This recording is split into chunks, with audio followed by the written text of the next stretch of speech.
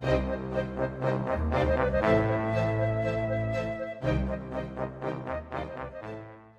allá de todos los reyes y políticos importantes que han aparecido en Juego de Tronos, Tywin Lannister fue el personaje más poderoso de todo Poniente mientras vivió.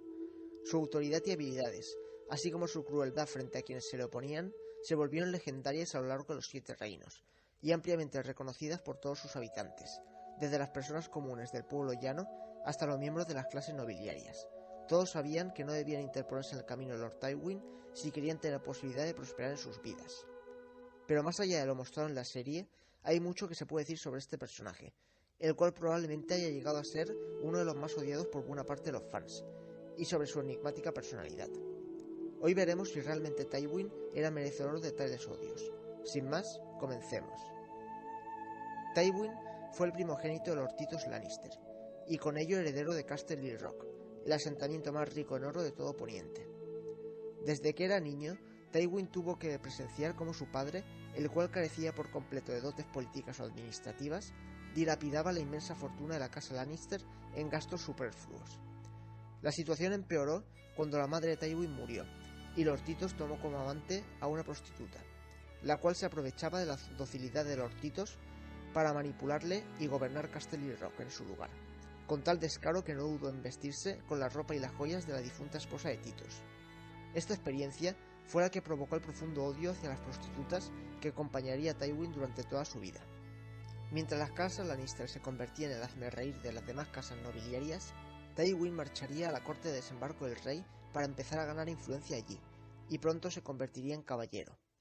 Cuando regresó a Casterly Rock, llegó con la firme idea de recuperar la autoridad de su familia sobre todo el territorio que le pertenecía.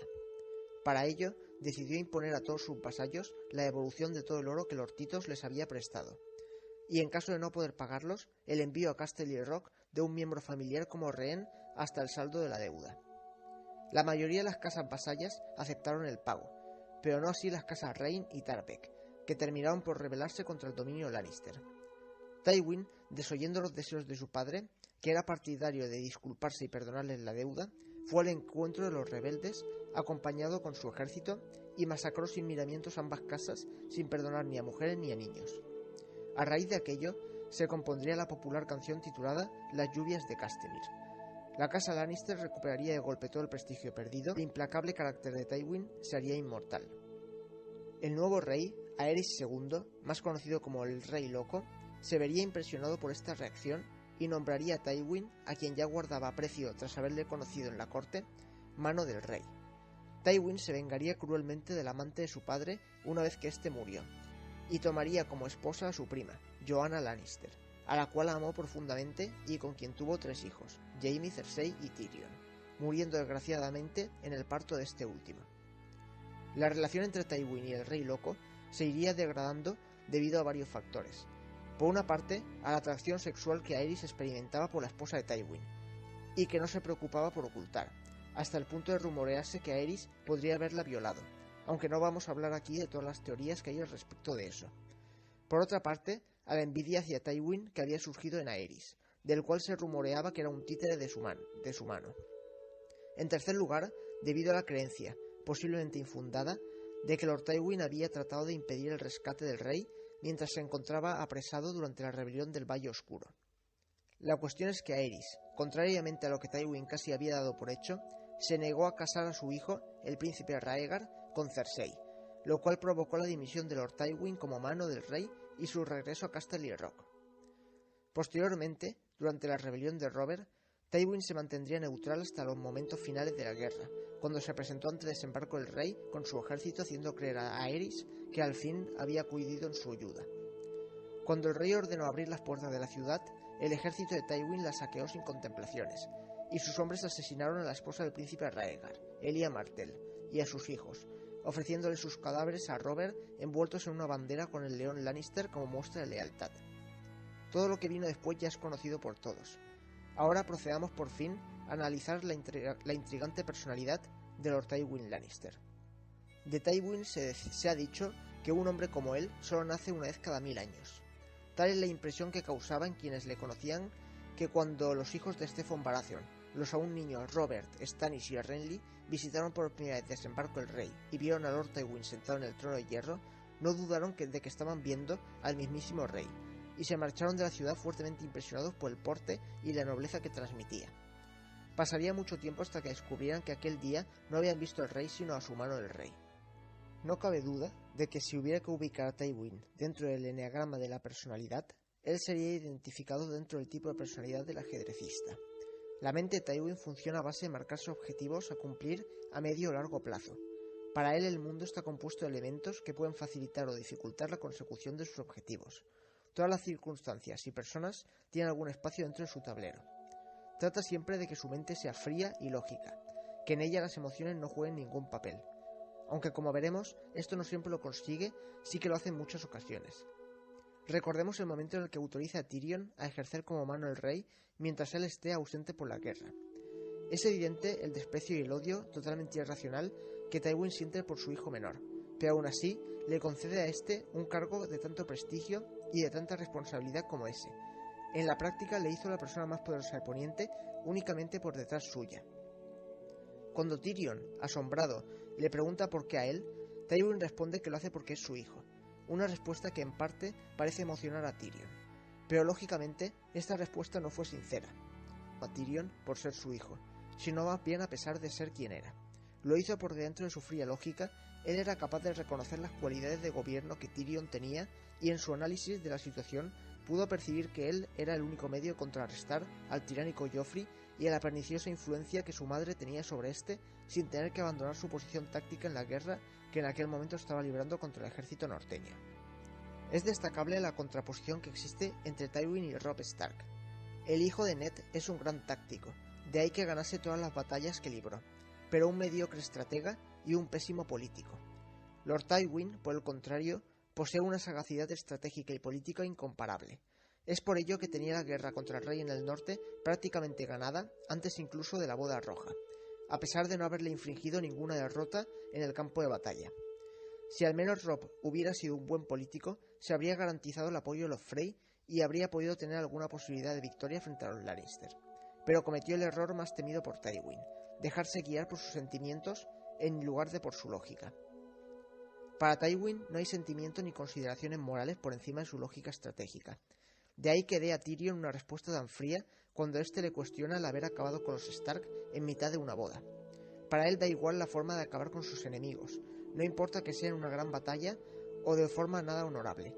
Si acabar con el enemigo en medio de una celebración y por traición le va a ahorrar un gran número de bajas en su ejército, lo hará sin dudarlo. Pero Tywin no siempre es una persona así de fría y lógica. Esto se ve en muchas ocasiones a lo largo de la serie. El caso más llamativo es sin duda su relación con Tyrion. Tywin odia a su hijo por el mero hecho de haber nacido con enanismo y por haber provocado la muerte de su esposa al nacer. Es obvio que solo una persona cruel y en el fondo extremadamente irracional podría odiar a alguien por motivos así, totalmente involuntarios y sobre los cuales Tyrion no había tenido ninguna responsabilidad. Su desprecio por Tyrion llega hasta el extremo de haber roto tajantemente la relación con su hermana, Lyanna Lannister, la cual por cierto es un personaje bastante interesante y con una personalidad parecida a la de Olenna Tyrell, aunque lamentablemente no haya sido representada en la serie de televisión. Rompe la relación con ella por el simple hecho de haber mencionado ella en una ocasión que Tyrion era el hijo que más había salido a él. La propia hermana menciona haber visto sonreír a Tywin solo en 2 ocasiones, cuando se casó con Joanna y cuando nació Jaime, lo cual demuestra que no era una persona apática, sino que simplemente no quería expresar en público sus sentimientos, salvo en escasas y especiales ocasiones. Volviendo al asunto de Tyrion, estoy seguro de que, a diferencia de Cersei, Tywin sí supo en todo momento que Tyrion era inocente del asesinato de Joffrey, por el simple hecho de que su hermana y el propio Tyrion tenían razón al decir que él era el hijo más parecido a Tywin, y por tanto al que mejor conocía. Tywin sabía, y al mismo tiempo no quería saber, que Tyrion era inocente. Esto fue el error que le llevaría a la muerte. Si él en esta ocasión hubiese actuado también con la lógica que le caracterizaba, se habría encargado, como juez que era, de prepararle a Tyrion un juicio justo, en el que se pudiera defender con plena libertad, sin admitir las calumnias falsas montadas por Cersei e investigando al resto de personas que se habían encontrado cerca de Joffrey durante el banquete. Pero en lugar de eso, le pudo el anhelo de ver a Tyrion muerto por fin o enviado al muro, lejos de él para siempre y sobre todo lejos de Casterly Rock, el asentamiento sobre el cual jamás permitiría que su hijo menor gobernase. Creo que cada hijo de Tywin contiene en realidad una parte de él. Tyrion tiene su ingenio y su talento político. Cersei tiene todas sus emociones negativas, la ambición, la crueldad y el afán de dominar a otros. Mientras que Jaime tiene todas sus emociones positivas como la capacidad de amar y el interés por defender a su familia. Es por esta razón que Cersei y Jaime se necesitan el uno al otro, y porque, lo sepan o no, también necesitan a Tyrion cerca, porque separados nunca podrán prosperar del modo en que lo hizo su padre y se verán abocados al desequilibrio y a la ruina. No me cabe duda de que Tywin debe sentir que ha tenido mala suerte con sus hijos. Por un lado, Cersei cuenta con la misma ambición que tiene él, pero carece de su habilidad política. Por otro lado, Jaime es un gran militar, pero carece de interés por la política y detesta la idea de convertirse en el señor de Casterly Rock, mientras que Tyrion, el hijo que más se le parece en cuanto a habilidades de liderazgo, ha tenido que nacer en unas circunstancias que hacen que le sea imposible amarle o desearle como su heredero. Sin duda existen dos facetas de Tywin, la que se empeña en mostrarle al mundo y la que alberga en su interior. Esto se hace evidente en su relación con la prostitución. Siempre ha manifestado una gran aversión por las prostitutas debido a lo ocurrido con su padre, llegando a castigar con terrible dureza a Tyrion por casarse en secreto con una. Y siempre se ha presentado ante su familia y ante la sociedad como un hombre que después de la prematura muerte de su esposa se ha mantenido casto y fiel al recuerdo de la difunta, cuando la realidad era que frecuentaba la prostitución muy a menudo. Se puede hacer un contraste entre Tywin y el otro personaje de la serie que más aversión expresa hacia la prostitución, Stannis Baratheon, el cual la detesta por motivos sinceros y en la práctica decide ser coherente con este sentimiento, prohibiéndola en todos sus dominios. Tywin, en cambio, solo la condena de palabra, pero nunca trató de prohibirla precisamente por la afición secreta que le tenía. Esta actitud me parece basada en la de muchos grandes gobernantes de la antigüedad, como puede ser el ejemplo de Octavio Augusto, el primer emperador de Roma, el cual ante la plebe y el senado se mostraba como un gobernante estoico, exento de vicios y de pasiones terrenales, casi más cercano a la divinidad que a la humanidad, pero en el ámbito privado sentía auténtica devoción por las jóvenes vírgenes. Desde luego, esta clase de gobernantes que exhibían estoicismo ante la opinión pública, pero que en el ámbito privado practicaban filosofías epicúreas o hedonistas, estuvo muy extendida durante toda la Edad Antigua y la Edad Media. Sin duda Martin, gran conocedor de la historia, quiso hacer referencia a eso con este aspecto del personaje de Tywin. En conclusión, Tywin es un personaje contradictorio, un villano en el sentido de que solo busca obtener su propio interés y en el de que es capaz de ser muy cruel con las personas a las que odia. Aunque en términos generales podemos decir que Tywin se mueve más por lógica que por crueldad o por cualquier otro tipo de sentimientos, lo cual le diferencia de otros villanos de la serie como Joffrey o Ramsay Bolton. Un ejemplo claro de esto fue cuando ordenó matar a los hijos del príncipe Rhaegar y de Elia Martell, de cuyos asesinatos le confesó a Tyrion que no habría deseado que fueran tan brutales, aunque no por arrepentimiento hacia los niños o hacia Elia, sino porque aquello pudo ensuciar la imagen de la casa Lannister y sirvió para dificultar todavía más las relaciones entre ella y la casa Martell. No dudes en comentar tus opiniones acerca de Tywin o sobre Juego de Tronos, si así lo deseas. Estaré encantado de leerlas. Nos veremos en el siguiente análisis si deseas acompañarme en él. Estarás invitado. Te mando un cordial abrazo.